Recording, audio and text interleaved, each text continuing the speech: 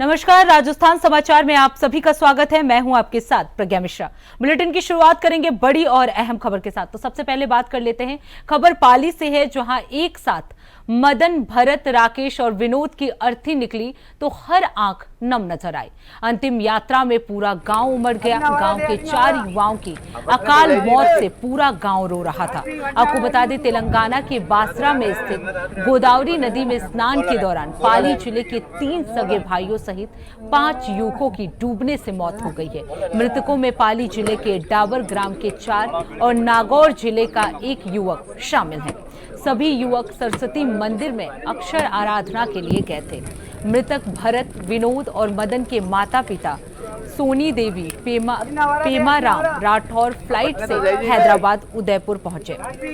वहां से सड़क मार्ग से सोमवार को पाली पहुंचे। देर रात चारों युवकों की बॉडी लेकर ढाबर गांव पहुंचे थे। तो गोदावरी नदी में स्नान के दौरान ये बड़ा हादसा हो गया।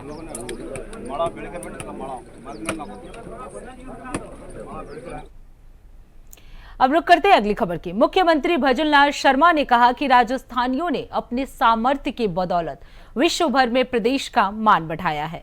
उन्होंने अपनी कर्म भूमि पर काम करते हुए मातृभूमि, सामाजिक सरोकारों के कार्यों में पूर्ण रूप से समर्पित होकर कार्य किया है। मुख्यमंत्री ने आगे ये भी कहा कि प्रवासी राजस्थानियों के योगदान के सम्मान में राज्य सरकार आगामी 10 दिसंबर को प्रवासी राजधानी सम्मेलन का आयोजन करने जा रही है। उन्होंने अधिकारियों को आयोजन को सफल बनाने के लिए समयबद्ध रूप से कार्य करने के लिए निर्देशित भी किया।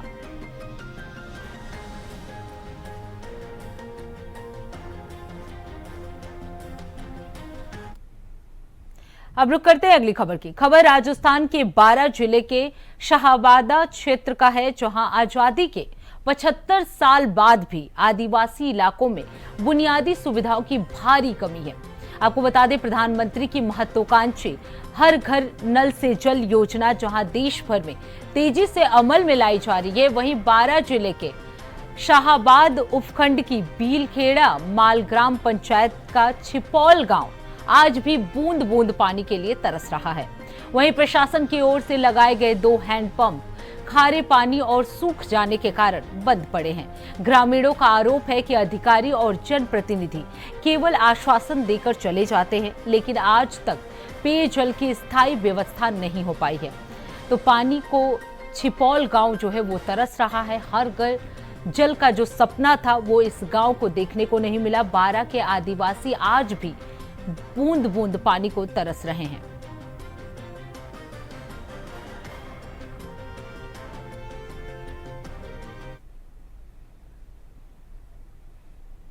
अब रुक करते हैं अगली खबर की। खबर डींग से है, जहां जिला कलेक्टर उत्सव कौशल की अध्यक्षता में जिला स्तरीय अधिकारियों की समीक्षा बैठक का आयोजन किया गया। आपको बता दें, पंचायत समिति के वीसी कक्ष में यह आयोजन जो है वो किया गया। बैठक में केंद्र और राज्य सरकार की योजनाओं, मुख्यमंत्री जन सुनवाई प्रकरण और विकास कार्यों के साथ साथ वंदे गंगा जल स्वावलंबन अभियान के नाम जोड़ने की प्रगति, योग दिवस, पंडित दीनदयाल उपाध्याय और इस तरह के कई दिशा निर्देश जो है वो दिए गए। आपको बता दें, जिला कलेक्टर उत्सव कौशल ने कहा कि बैठक में दिए गए सभी निर्देशों का पालन करना निश्चित है और इसके साथ ही उन्होंने ये भी कहा कि सभी पोर्टल पर डाटा को नियमानुसार लगाना चाहिए। संपर्क पोर्टल के सभी प्रकरणों को नियमानुसार गुणवत्तापूर्ण ढंग से निस्तारित भी किया जाना चाहिए।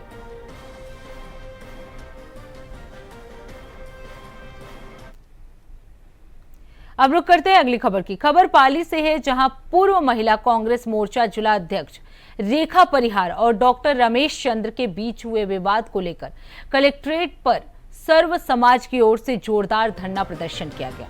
आपको बता दें, प्रदर्शन के बाद प्रतिनिधि मंडल ने जिला कलेक्टर को मुख्यमंत्री के नाम ज्ञापन सौंपा। ज्ञापन में डॉक्टर रमेश चंद्र को तुरंत निलंबित करने, गिरफ्तार करने और पाली जिला से बाहर किसी स्वतंत्र अधिकारी से मामले की निष्पक्ष जांच कराने की मांग की गई। धरने में कांग्रेस नेता, कार्यकर्ता और सर्व समाज के लोग बड़ी संख्या में मौजूद रहे। तो आपको बता दें, सर्व समाज का कलेक्ट्रेट पर यह धरना प्रदर्शन देखने को मिला है। कलेक्ट्रेट को मुख्यमंत्री के नाम ज्ञापन भी सौंपा गया। ज्ञापन में डॉक्टर रमेश चंद्र को तुरंत निलंबित करने की मांग की गई है। लोगों का साफ तौर पर कहना है कि डॉक्टर रमेश चंद्र को यहां से हटाया जाए और उनका निष्पक्ष जांच जो है इस मामले में की जाए। इसे लेकर पूरे पाली में जो है वो धरना प्रदर्शन किया गया। हुई रात के समय में तबीयत खराब हुई तो मेरे को मेरे निकटवर्ती अस्पताल, उसमें सरकारी अस्पताल में मेरे परिवार के लोग, मेरे भाई बहन मेरे को लेके गए। उस समय वहाँ के जो सरकारी जो डॉक्टर था रमेश चंद्र, उसने मेरे साथ जो गंदा बर्ताव किया, मेरे साथ गाली गलौज किया, माँ बहन की गालियाँ दी और मुझे मारपीट तक कर दी। मेरे साथ इतना जो दुर्व्यवहार किया है, जो अभद्रता उसने की है, उसके खिलाफ आज ये सर्व समाज का धरना था।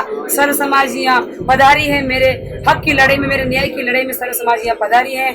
इसीलिए मेरा प्रशासन से भी अनुरोध रहेगा और मैं आज ये प्रशासन को कहने आई हूँ कि मैंने 20 तारीख तक का टाइम आपको दे दिया है।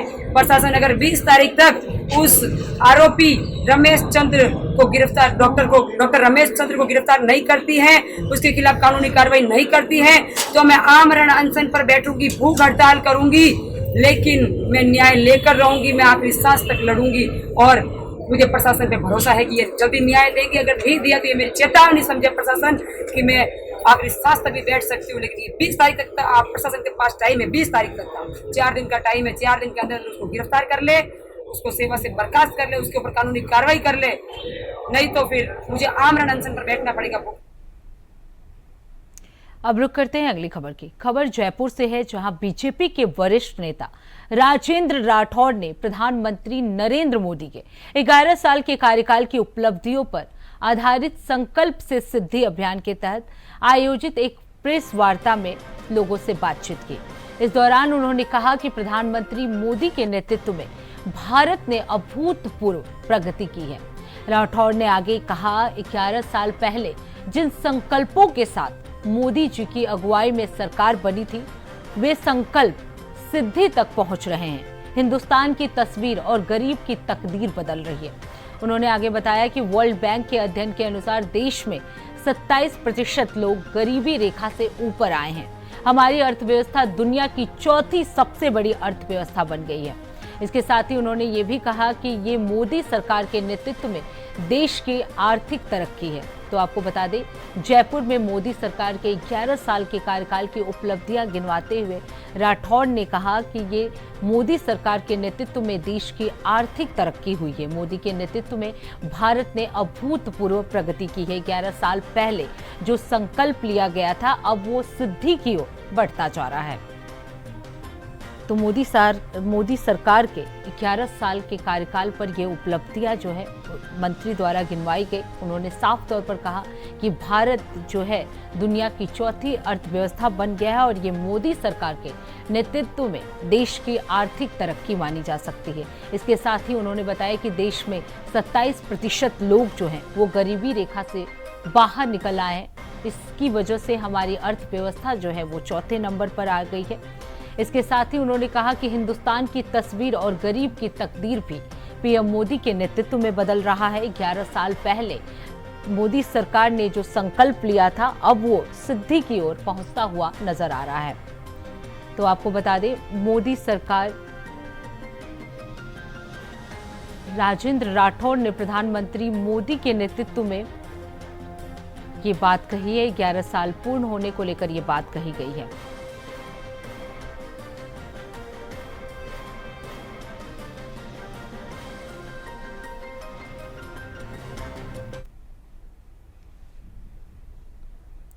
अब रुक करते हैं अगली खबर की। मुख्यमंत्री भजनलाल शर्मा के नेतृत्व में चल रहे वंदे गंगा जल संरक्षण जन अभियान के अंतर्गत डूंगरपुर जिले में मीडिया राउंड टेबल कार्यशाला का आयोजन किया गया।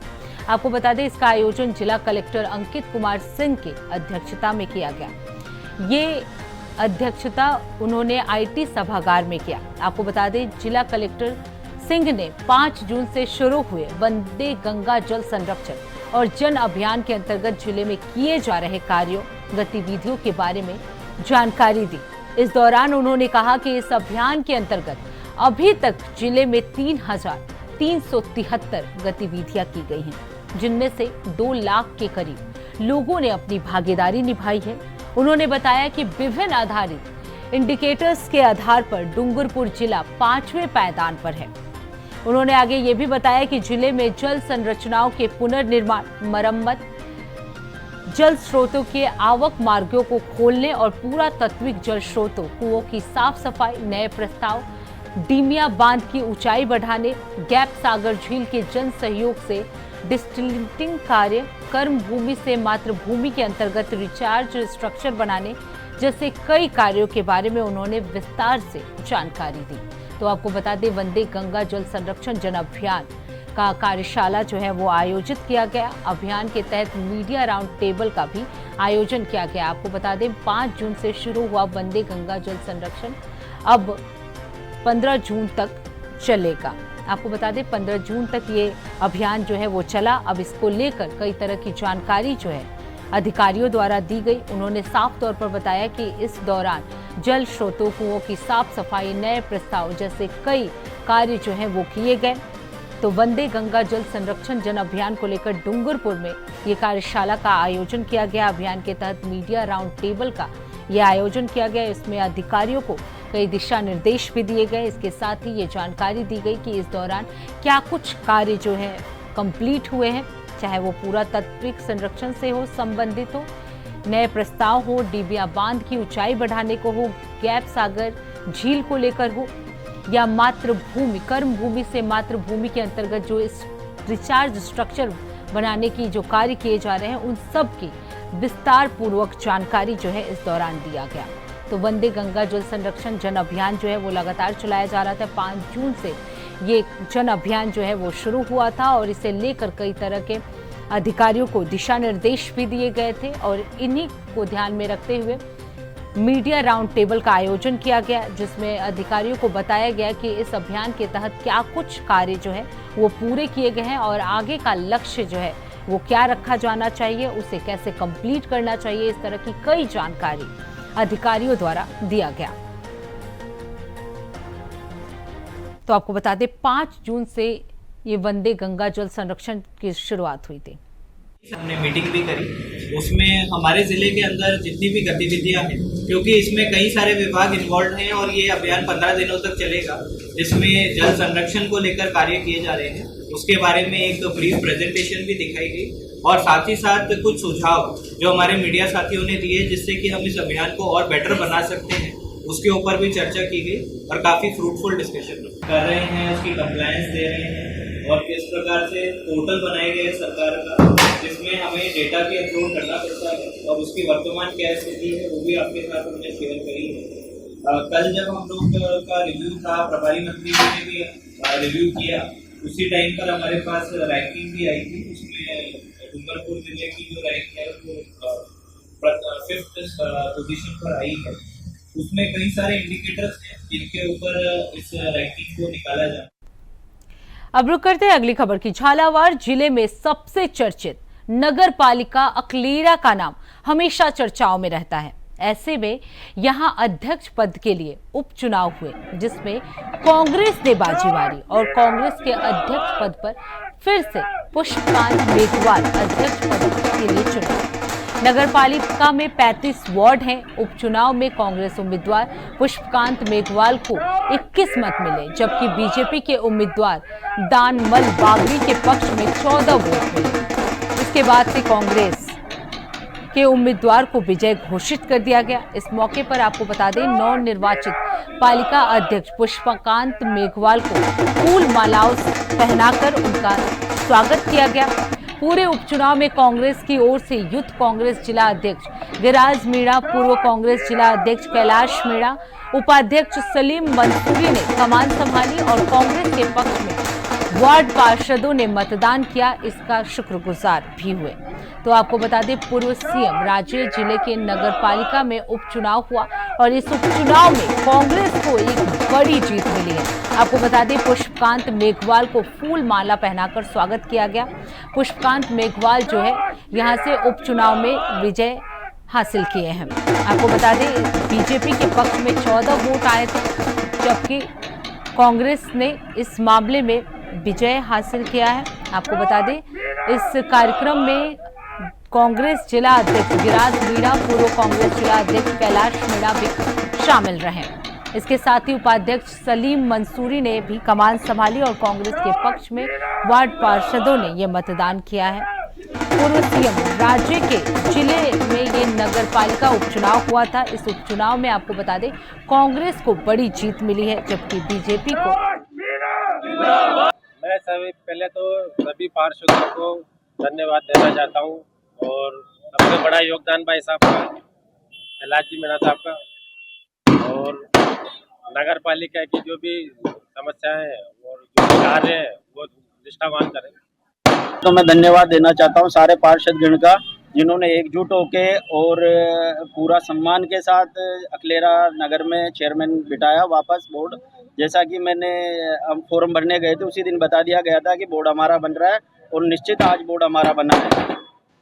और कांग्रेस पार्टी कहीं कमज़ोर नहीं है, पूरे राजस्थान में, पूरे भारत में। आज भी देखो जहाँ भाजपा सरकार है उसमें कांग्रेस का बोर्ड बना के दिखाया है। इसके लिए मैं बहुत धन्यवाद देना चाहूँगा श्रीमान कैलाश जी मीणा को, जो कि उन्होंने सारे पार्षदों को एकजुट करके और कुछ सारे पार्षदों को एकजुट करके उन्होंने कांग्रेस का बोर्ड बनाया और पुष्पकांत जी मेघवाल को यहाँ से चेयरमैन बनाया। और मैं आशा करता हूँ कि ज़्यादा विकास होगा। जो बीच में व्यवस्थाएं बिगड़ गई थी नगर पालिका की, उसको लेकर भी हमने चर्चाएं करी है और आपको कल से इसमें सुधार दिखेगा। अब रुक करते हैं अगली खबर की। खैरथल तिराजा जिले के प्रभारी और कृषि उद्यानिकी मंत्री डॉक्टर किरोड़ी लाल मीणा ने निर्देश दिए हैं कि वंदे गंगा जल संरक्षण जन अभियान में आम जन की अधिक से अधिक भागीदारी सुनिश्चित करें। अधिकारी फील्ड में जाकर कार्यों का अवलोकन करें। इसके साथ ही मंत्री ने ये भी कहा कि वंदे गंगा जल संरक्षण अभियान की क्रियान्वित को लेकर अधिकारी जो है वो बैठक भी करें। बैठक में जनप्रतिनिधि और अधिकारी जो है वो उपस्थित रहें और कार्यक्रम में वंदे गंगा जल संरक्षण के पैम्पलेट का विमोचन करें। आपको बता दें इस दौरान पैम्पलेट का विमोचन भी किया गया और जल संरक्षण का संकल्प भी लिया गया। इसके बाद उन्होंने वंदे गंगा जल संरक्षण अभियान के तहत अब तक हुए कार्यों की समीक्षा भी की और कहा कि अभियान के तहत हर गतिविधि में आम जन की भागीदारी जो है वो सुनिश्चित करना है। तो मंत्री डॉक्टर लाल मीणा ने अधिकारियों को भूजल संरक्षण के लिए भी पारंपरिक पद्धतियों के पुनरुद्धार और जल संवर्धन में सक्रिय भूमिका निभाने के निर्देश दिए।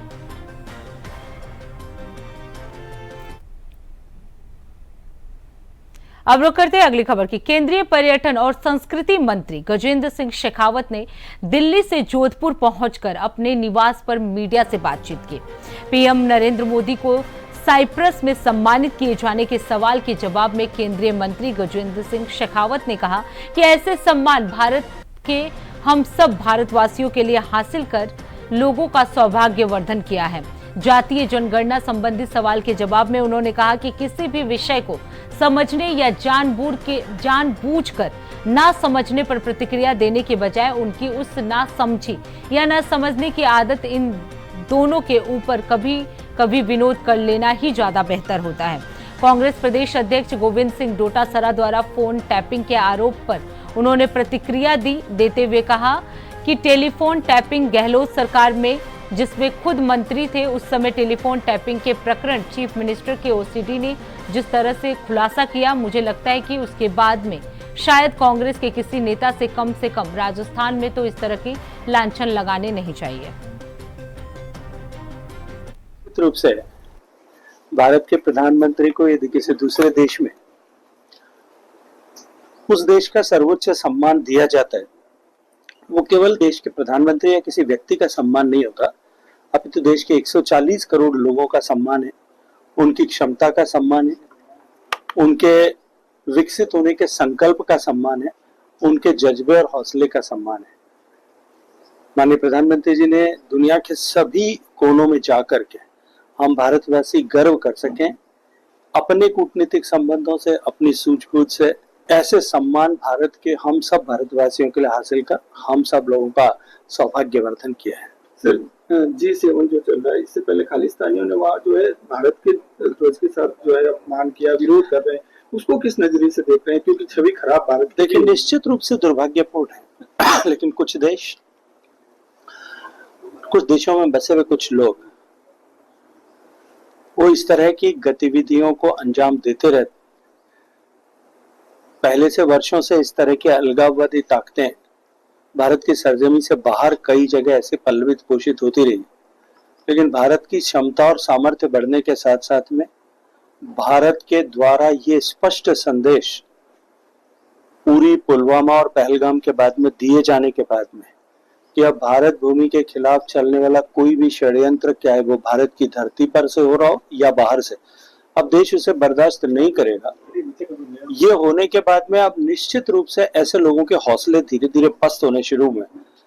हमारा सामर्थ्य जिस तरह से बढ़ेगा, जिस शक्ति के साथ में बढ़ेगा, जिस गति के साथ में बढ़ेगा, ये सब लोग जो हैं वो नगण्य भी हो जाएंगे और अप्रासंगिक भी हो जाएंगे। सर, कांग्रेस के देने के बजाय उनकी उस नासमझी या न समझने की आदत, इन दोनों के ऊपर कभी कभी विनोद कर लेना ही ज्यादा बेहतर है। इसलिए मुझे लगता है कि टेलीफोन टैपिंग जो गहलोत सरकार में, जिसमें डोटासरा साहब खुद मंत्री थे, पीसीसी चीफ भी बने, उस समय के टेलीफोन टैपिंग के प्रकरण चीफ मिनिस्टर के ओएसडी ने जिस तरह से उन सब का खुलासा किया है, मुझे लगता है कि उसके बाद में शायद अब कांग्रेस के किसी नेता से कम राजस्थान में तो। अब रुक करते हैं अगली खबर की। खबर जालौर से है, जहां सायला उपखंड क्षेत्र के पुलिस थाना सायला ने अवैध बजरी खनन मामले में कार्रवाई करते हुए 3 मामलों में 4 आरोपियों को गिरफ्तार कर लिया है। वहीं इस मामले में अवैध बजरी परिवहन में प्रयुक्त 4 ट्रैक्टर, ट्राली और बजरी खनन करने वाली जेसीबी मशीन को भी जब्त कर लिया गया है। सायला पुलिस के मुताबिक कार्रवाई को संयुक्त रूप से डिस्ट्रिक्ट स्पेशल टीम के साथ अंजाम दिया गया। वहीं कार्रवाई में जब्त 4 ट्रैक्टर ट्राली में से 2 ट्रैक्टर ट्राली बिना नंबर के पाए गए, जो एक सोनालिका और एक महिंद्रा कंपनी का बताया जा रहा है। वहीं जवाई नदी में अवैध बजरी खनन कर रहे जेसीबी मशीन पर नंबर नहीं था। फिलहाल पुलिस मामले में आगे की कार्रवाई कर रही है।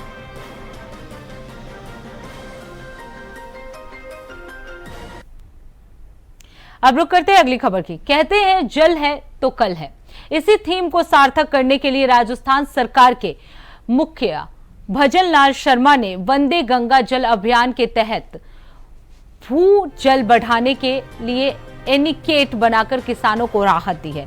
इसका उदाहरण है इटावा गांव का, जहां 17 लाख की लागत से बने एनिकेट में 10,000 क्यूबिक मीटर पानी का जल संग्रहण किया जाएगा, जिससे आसपास को 300 किसानों के बने एनिकेट से फायदा मिलेगा। आपको बता दें, इस गांव के 600 से ज्यादा किसानों की लंबे समय से मांग थी और जिसको लेकर सरकार के मुखिया भजन लाल शर्मा ने इस गांव में 3 एनिकेट बनाकर इस गांव के किसानों को बड़ी राहत दी है।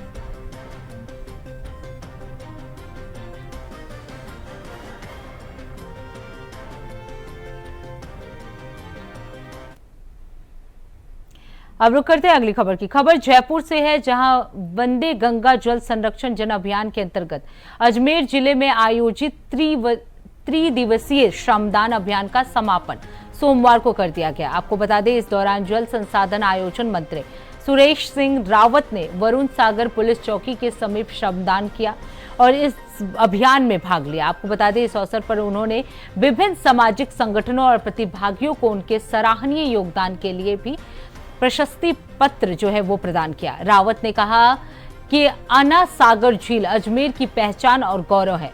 मुख्यमंत्री भजन लाल शर्मा के नेतृत्व में 5 से 20 जून तक चल रहे इस आयोजन में उन्होंने कहा कि मुख्यमंत्री भजन लाल शर्मा ने बजट में नालों की सफाई के लिए सैकड़ों करोड़ रुपए की स्वीकृति जो है वो प्रदान की है।